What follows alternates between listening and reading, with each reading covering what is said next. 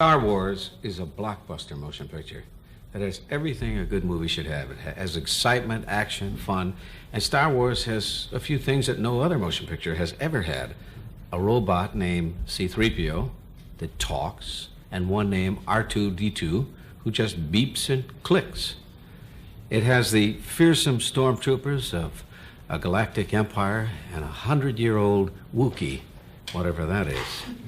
But in addition to all that, the movie has as one of its stars our next guest. She plays a lovely princess who's the pawn in an intergalactic struggle for power. What a movie it is. Please welcome Carrie Fisher.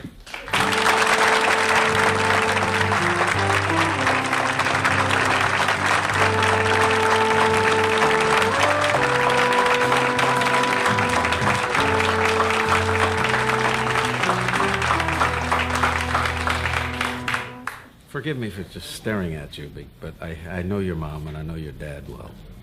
And when somebody looks at an offspring for the first time, they say, let's see, do I see some of the mother? Do people do that? Father's eyes. You got your father's eyes for sure.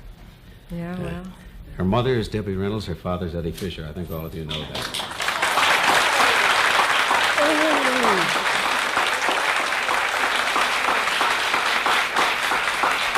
But you're gonna be able to forget all that after, not forget them, but you won't have to be identified that way after the success of this picture. I don't mind. I like my parents. Do you? Yeah.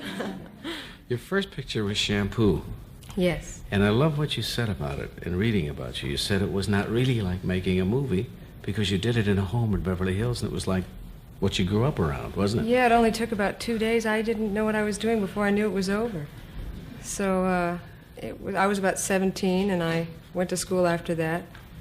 So it's almost as if I don't really remember doing it. It's like how did it happen to you? Did Warren Beatty ask you to do the part, or what? No, a friend of mine was in it, and he recommended me. He also confiscated the rest of the people, the list of the rest of the people that were up for it. So Warren couldn't call anyone else to get the part. So a little sabotage, and you get a role. Now, which brings me to the present movie, Star Wars, since you told how you got that role. I'm told that you just received a letter telling you that the role was yours. And I've never heard of anything like that in all the years I've been in this business. Oh, no. George Lucas saw everyone in California. Anyone who could walk into the office was eligible. So I walked in the office and I was eligible. But I tested for it, as did a lot of other girls. And after about 2 weeks of not hearing, I didn't think I had it. And then they called me and said, you're the princess. That's marvelous. And the Wookiee, by the way, is 200 years old. 200 years old? A 200-year-old Are you thrilled with what's happening to this movie? Because the last report I got was that it's now ahead of Jaws as far as the weekly grosses are concerned. Really? I didn't hear that. Oh, it's terrific. We never imagined that it would be... I mean, we knew it was special when we were doing it, but we didn't imagine it was going to be this kind of big hit like it is. It's terrific. And I've never seen publicity like it's had. No, it's a great covers of magazines, and hearing about something like that before you see it, naturally you're going to rush out and say, I've got to see this. What's that all about? You dropped out of high school at 15. Well, I slid out of high school. It was kind of a gradual thing. I never decided. I was in my mother's chorus, and we were rehearsing all day, and we did the show at nights, and I was on a correspondence course at the time, but what ended up was that they did most of the corresponding, and I never really kept in touch with the school. So. But you weren't that turned on with the school, the way you describe it, the Gucci-Poochie kids. Those things in the press, kid, they make those up. Didn't those come out of your lips? That was in People magazine. Didn't that come from your lips? No, the Gucci-Poochie? A lot of the stuff. It aptly describes the way a lot of the people once they dress latch up. on to what they think is a good angle with someone, they're liable to ride you right down. A friend of mine, an actress named Beulah Bondi, an older lady, someone started a story once that she loved elephants, and people send her elephants from all over the world. Next thing she knew, she was married and to one. She's got a trunk full of elephants, and she doesn't particularly care for elephants. And it all just came from just a rumor being started? Oh, it's amazing what can happen. I love cars. Long, shiny cars, fast with engines that idle at 105. Let's start rumors. What do you like? I'll start a rumor about you. Everybody starts sending you things. Oh, dear. Well, I like cars. I like work. Yeah, I do too. Yes, I like that's work a good wish. Did you grew up around this business? That's all you heard. That's all you knew about. Did you just from the very beginning say that's going to be my life? Yeah, my parents loved their careers, so it was always, they set a very good example for going into show business. Always looked like a lot of fun to me. My mother could fall in the mud and shoot people. They'd fall over. You know, it was adult recess. It was terrific. Yeah, but there's something along the way that ignites something in you, something that you did either in front of an audience or in front of a group of your peers that sparked something that you said, hey, that's kind of nice. What was it with you? Oh, no, I always did it. My mother always had the cameras going, and there was never a moment when I decided. It always seemed to be a part of it. You taking home movies of you? Is that it? Yeah, she had an insatiable thing about that, so we always did Follow that. you everywhere you go. Let's get a picture of that. Tell about your role as the princess. Oh, dear. Well, it's not your damsel in distress, average, everyday, run-of-the-mill princess. She doesn't scream and faint without the guys. She's okay on her own. George has written terrific characters for all of us. He didn't write sort of your, oh, God, please help me, Mike, please. They're chasing me, the stormtroopers. It's no longer believable, huh? No, she's a very independent girl. She goes swing across, shoots stormtroopers, hangs around with Wookiees and Jawas and sand people. You know. What do Wookiees look like? Wookiees are about 7'4". They're very hairy everywhere. Palms of their hands, maybe in the inside of their mouths, I don't know.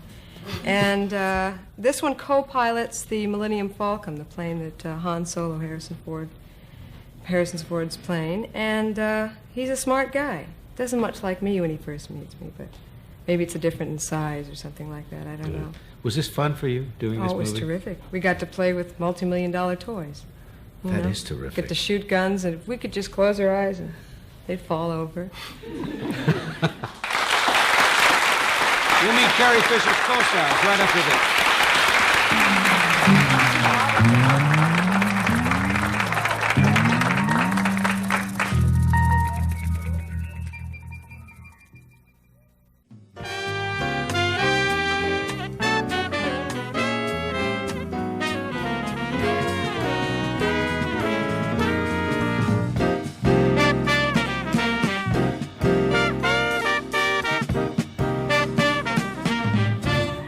The character, nobody will ever know what we were doing while the commercials were on, and if I told them, they wouldn't believe it. We sang together, Carrie and I sang together for this audience, didn't we? Yes, we sang it. And what's highly unusual is that this is July, and we were singing Silent Night together. But it was fun, wasn't it? You have a beautiful voice, doesn't she, ladies and gentlemen? You come back sometime when we do something for you? Will you? All right. Come back at Christmas time. We'll be a smash. Yes. God rest ye merry gentlemen. Okay. The character Carrie plays in Star Wars is aided in her struggle by two other good guys. One is named Luke Skywalker, a humble, futuristic farm boy who has to learn that he was born to do great things. And the other is a space pilot named Han Solo, who admits that he's no hero and upon whom greatness has to be thrust. They're played by our next guests, who are Mark Hamill and Harrison Ford. Welcome them, please.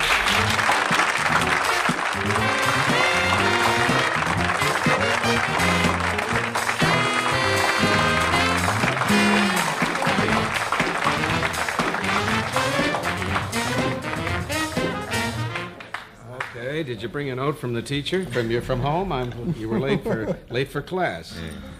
You guys were great. Yeah. Did you hear that? The harmony was perfect. wonderful. Oh, well, she's marvelous. She sings wonderful, but not for the cameras, just for the audience. I couldn't get her to do it. Just I wanted her to sing alone. She said, "Oh, I'll sing something with you." And I said, "What?" And she said, "Silent Night." And I thought she was pulling my leg, and she wasn't. Oh, no.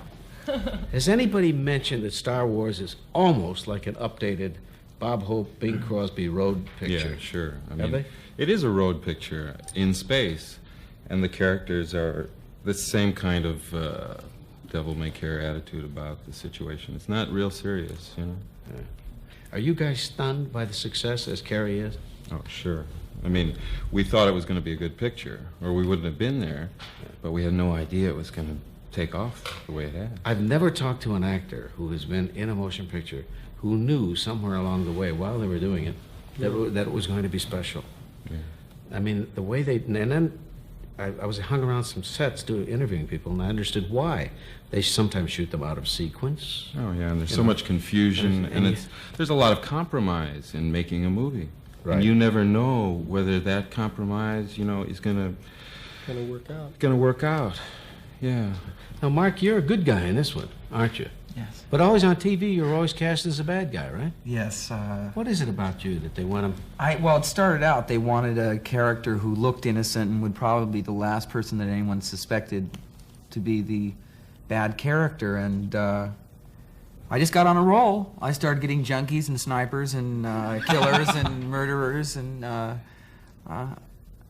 the name of the game is just to work. But that's challenging, isn't it, to play things like that? Sure it is. That have been done 100,000 times before, and usually better. You figure, well, there's got to be something I can do to make it a little bit different.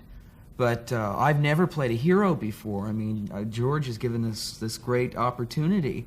I mean, he originally wanted to do Flash Gordon and tried to get the rights from King Features Syndicate. Mm-hmm. And I'm real thankful it didn't work out, or Nick Nolte would be sitting here instead of me, But all of a sudden, there was this opportunity for sort of a bumbling, not completely in control, innocent, naive kid who has the opportunity to meet the right character. We were cast as an ensemble. I mean, they had another set of 3 actors, and if they had gone another way, none of us would be here. And they weren't mixing and matching. It wasn't Carrie with 2 other. Along the way, somewhere they would have stopped and said, "No, this is wrong." Oh no! I mean, from the beginning, it was either the 3 of us or 3 other people, because he had put together these 2 groups of 3 that worked well together. I did a film called Last Summer, which was cast the same way. Yeah. They would put people together. They put a bunch of groups of kids together who they felt worked really well, and they went with us. In other words, they looked to find the right chemistry. Is that what you're saying? Yeah. That's marvelous. And also the real story of this picture is in the relationships between these characters. So that's critical. That both that we physically represent something of what we are and also work well together.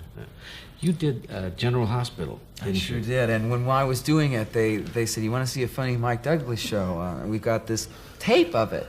And I said, "Sure." Ray Girardin, you'll remember, played this despicable, wife-beating, awful man, Howie Dawson.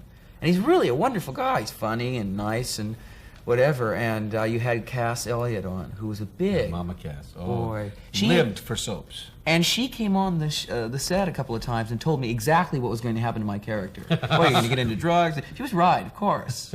She knew everything. But Marvelous lady. yeah, wonderful lady. And you surprised her with Ray, because you got, nice guy that he is, led her in the direction of tearing down that character. Oh, he's this guy, what a creep. And they're open. And then the curtain Boom, opened, there he was. Oh, she came unwired. It's the last thing she expected. We had done all this. You don't have anybody here to surprise us, do you? Tell me about the character you play, Harrison. Well, he's a cynical mercenary space pirate who's changed by his relationship with these 2, and it's all about being affected by these different. He's a callow youth. She's a princess. Guinness is a wise old warrior, and I'm a cynical space pirate. But there's a lot more levels of character. In real life, are you the kind of guy who laughs at the face of danger? Yeah. No, I don't usually stick around long enough. Like the rest of us, you turn around and run. No, I mean, that not only do I play a hero, but the setup is perfect. I play the hero's hero, his hero. And Lucas, it's a gift from Lucas to get this kind of a part. He's allowed us all to do different things, but no one is the main. In other words, I succeed in what my job is, but only through his intervention. It allows me to be a hero. So he is, in effect, the hero's hero. Star Wars. We'll be right back.